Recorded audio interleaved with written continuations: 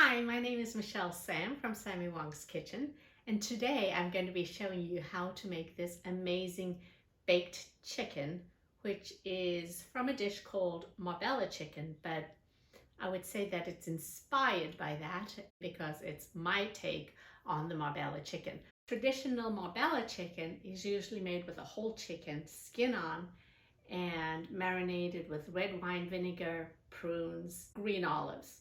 Over the years, I've done that recipe and it's just, the prunes turn out a little mushy at the end. My version of a chicken, I use skinless thighs, and instead of the prunes, I use dried apricots.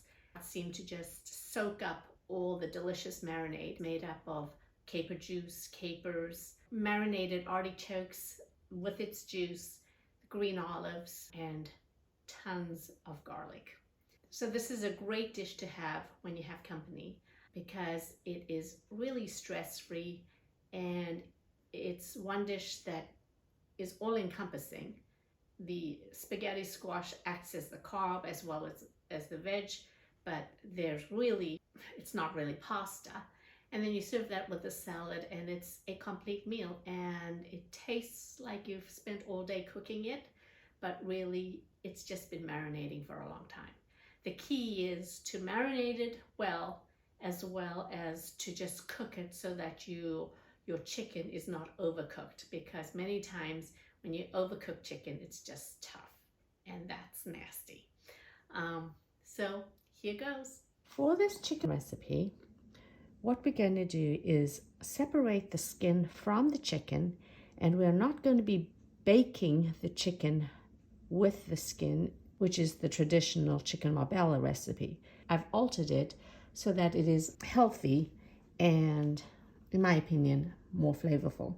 So for this recipe, these are washed bone-in chicken thighs, and I am going to remove the skin from the thighs, and then with these thighs, I'm going to take most of the fat off so that you have a nice lean piece of chicken thigh there. Depending on the size of your chicken thighs, I allocate maybe 1 to 2 thighs per person. So here I have my bone-in skinless chicken thighs. I have a stack of chicken skin, and here is all the fat cuttings that I've trimmed off because I do not want that in my dish. In a large Pyrex dish, add the chopped garlic, dried oregano, mushroom bouillon, ground pepper, the juice of the marinated artichoke hearts, dried apricots, the green pitted olives that have been halved lengthwise, capers, caper juice, and dark brown sugar. Stir this together. Once it's all mixed, add your wine. Just mix one more time. And now lay your chicken in the pan, and then this is going to marinate overnight so that the chicken absorbs all the delicious flavors. So I'm just going to layer your chicken like this.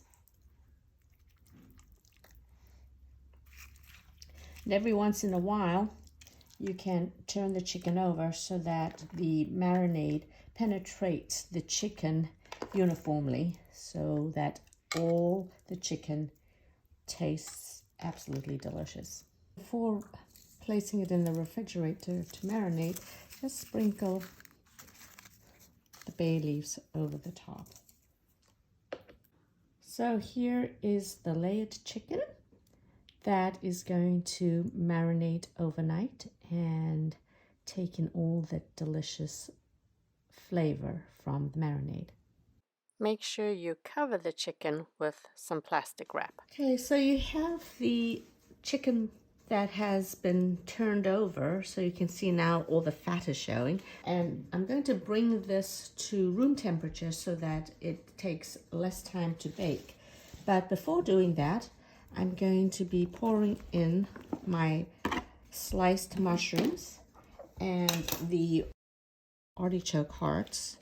And then I'm going to just turn the chicken over one more time and also get some of the mushrooms and artichokes to be on the bottom. The reason I save this for the end is that it just allows the chicken to marinate easily without the mushrooms and the artichokes. Now that it's all been turned right side up, this is going to rest until coming to room temperature, depending on the amount that you have, but maybe half an hour to an hour. If you'd like to serve this Michella chicken with spaghetti squash, see my other video on tips for making spaghetti squash. Place your prepared raw squash in the cold oven and preheat the oven to 375 degrees. Bake your chicken for 40 minutes or until the internal temperature of the chicken reaches 160 degrees. Remove the chicken from the oven and allow to rest for 5 minutes, at which time the chicken's internal temperature will reach 165 degrees. Enjoy and happy cooking! More recipes can be found on sammywongsKitchen.com or social media. If you found this video helpful, please subscribe to my YouTube channel. Thanks!